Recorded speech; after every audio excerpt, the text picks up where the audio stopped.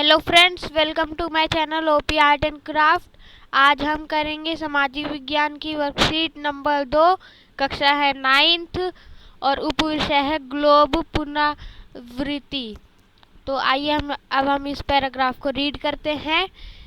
Globe पृथ्वी का लघु रूप में एक वास्तविक प्रतिरूप है। ग्लोब विभिन्न आकार एवं प्रकार के हो सकते हैं।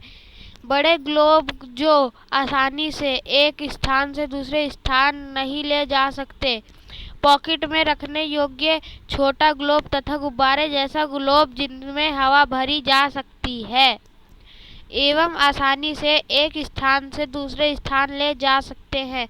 ग्लोब पृथ्वी की घुमाया भी जा सकता है। ग्लोब पर देशों, महाद्वीप और महासागरों को उनके सही आकार में दिखाया जा सकता है।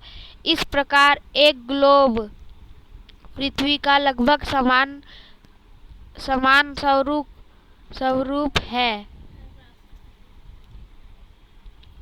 ग्लोब का ऊपरी बिंदु उत्तरी ध्रुव तथा दक्षिणी बिंदु दक्षिणी ध्रुव कहलाता है। पृथ्वी का काल्पनिक अक्ष इन्हीं दो बिंदुओं के बीच की दूरी है, जिसके चारों ओर पृथ्वी पश्चिमी से पूर्व दिशा की ओर घूमती है, जिससे दिन और रात बनते हैं। इससे पृथ्वी की घूर्णन गति कहते हैं। पृथ्वी के अपने अक्ष पर 23.5 डिग्री झुकाव होने के साथ साथ सूर्य के चारों ओर चक्कर लगाने से ही ऋतुएं बनती है। यह पृथ्वी की परिक्रमण गति कहलाती है। इससे 365 दिन और 6 घंटे एक साल लगता है। यह अतिरिक्त 6 घंटों 4 साल बाद एक दिन बन जाता है और प्रत्येक चौथे वर्ष 366 दिन का होता है और एक लीप वर्ष कहलाता है। ग्लोब पर अक्षांश और देशांतर नामक काल्पनिक रेखाएं भी है। बीचों बीच स्थित 0 डिग्री अक्षांश विषुववृत्त वृत्त रेखा कहलाता है। इसके ऊपर वाला भाग उत्तरी गोलार्ध और नीचे वाला भाग दक्षिणी गोलार्ध कहलाता है। इसी प्रकार बीच में स्थित 0 देशांतर प्रमुख योमांतर कहलाता है। यह 180 डिग्री देशांतर के साथ मिलकर पृथ्वी को 2 अन्य गोलार्ध में बांटता है। इसके पूर्वी भाग को पूर्वी गोलार्ध तथा पश्चिमी भाग को पश्चिमी गोलार्ध कहा जाता है।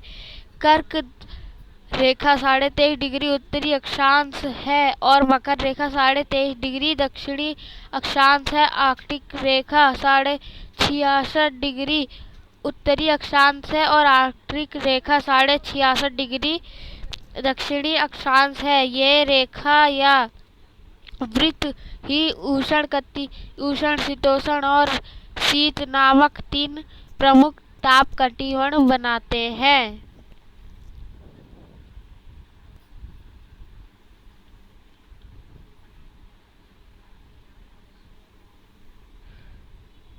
महत्वपूर्ण अक्षांश और ताप कटिबंध आपको यहाँ पर जो दिख रहा है, आप इसको रीड भी कर सकते हैं।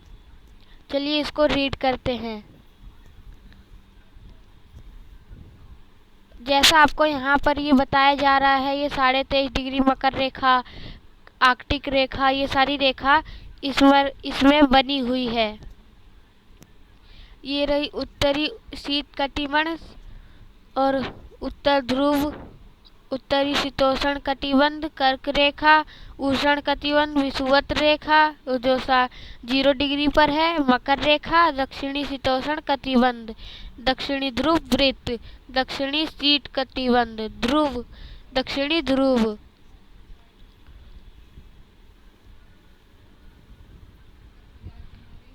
विश्व में कुल 7 महाद्वीप और 5 महासागर हैं। हमारे देश भारत एक एशिया महाद्वीप में है। वर्तमान समय में भारत में कुल 28 राज्य और 8 केंद्र शासित प्रदेश हैं।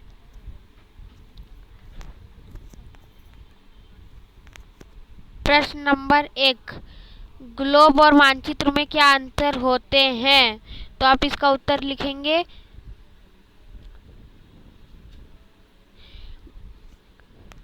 ग्लोब एक त्रिआयामी होता है जबकि मानचित्र द्विआयामी होता है। और दूसरे पॉइंट में लिखेंगे ग्लोब पूरी पृथ्वी को प्रदर्शित करता है जबकि एक मानचित्र पूरी पृथ्वी या उसके एक हिस्से को प्रदर्शित करता है।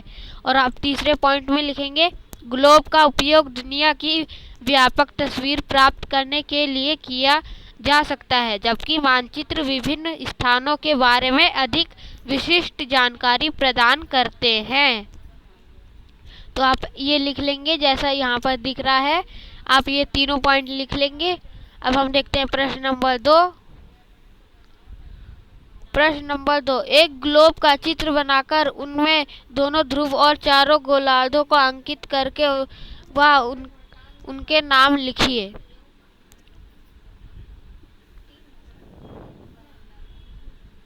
तो आपको ये यहाँ पर एक ग्लोब दिख रहा है, आप बिल्कुल ऐसा सेम टू सेम बना लेंगे ग्लोब, बिल्कुल ऐसा सेम टू सेम।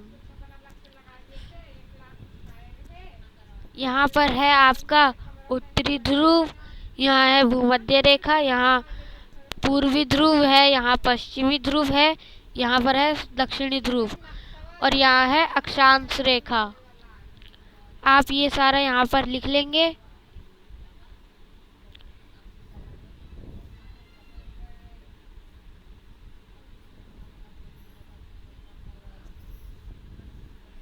तो आगे देखते हैं प्रश्न नंबर 3, पृथ्वी की घूर्णन और परिक्रमण गतियों में क्या अंतर है? तो आप इसका उत्तर लिखेंगे।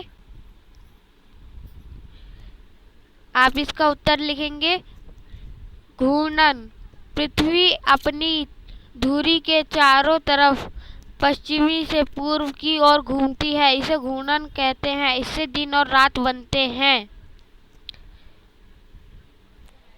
आप परिक्रमण का लिखेंगे। परिक्रमण, पृथ्वी निश्चित कक्षा में सूर्य के चारों ओर चक्कर लगाती है जिससे 365 दिन का वर्ष बनता है, इसे परिक्रमण गति कहते हैं। अब आप देखेंगे प्रश्न नंबर 4, प्रमुख तापकटिबंधों का चित्र द्वारा दिखाइए। आपको यहाँ पर वर्कशीट में जो तापकटिबंध ये दिख रहा है, आप यही एज इट इज बना लेंगे। अब देखते हैं फिफ्थ क्वेश्चन, रिक्त स्थान भरिए। विश्व में कुल डैश महासागर और डैश महाद्वीप है। तो आप यहाँ लिखेंगे 5 महासागर हैं। भारत डैश महाद्वीप में स्थित है। तो भारत एशिया महाद्वीप में स्थित है।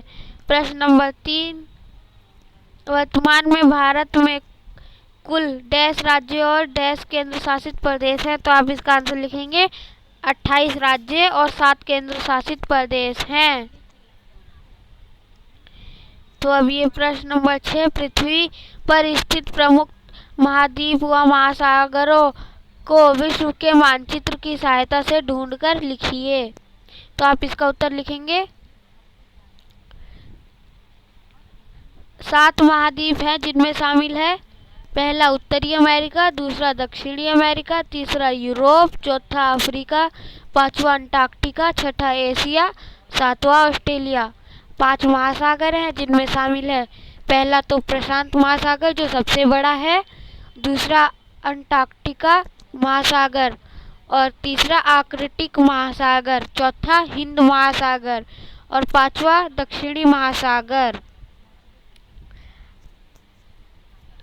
अब हम देखते हैं इंग्लिश की worksheet.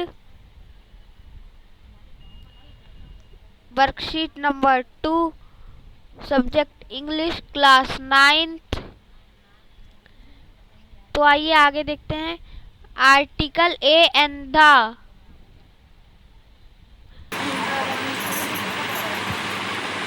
A defined article is used when to want to refer to the particular person or object. Example, the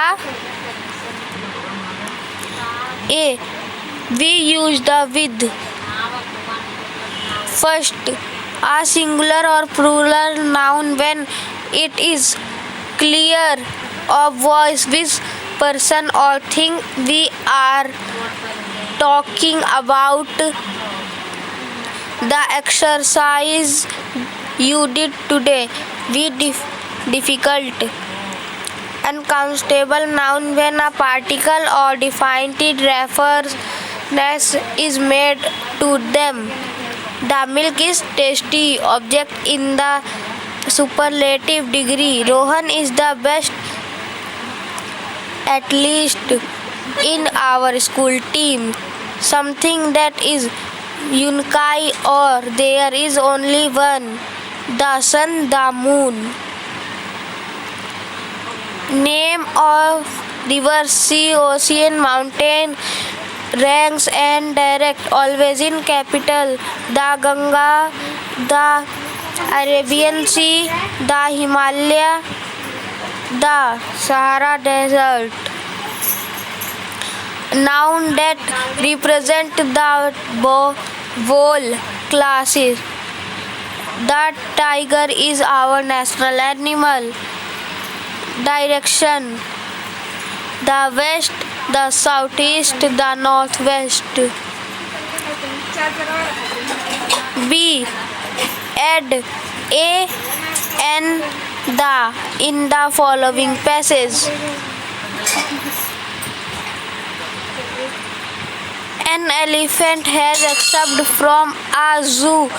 It has taken shelter in the nearby school. Everyone in the neighborhood seems to be extremely scared. No one is ready to face the elephant. The zoo officials have been called to capture the elephant. C. Fill in the blanks with the suitable article A and the. I saw the dolphin show yesterday. The Red Fort is situated in Delhi. Ram helped an old man in crossing the road. We have a beautiful garden. Dash. The garden is full of roses. There is a little milk in the jar. I saw an attendance of a car. तो हमारी worksheet complete हुई। अगर आपको हमारी video अच्छी लगे तो like, subscribe और बेल आइकन को दबाना ना भूलें। Thank you for watching.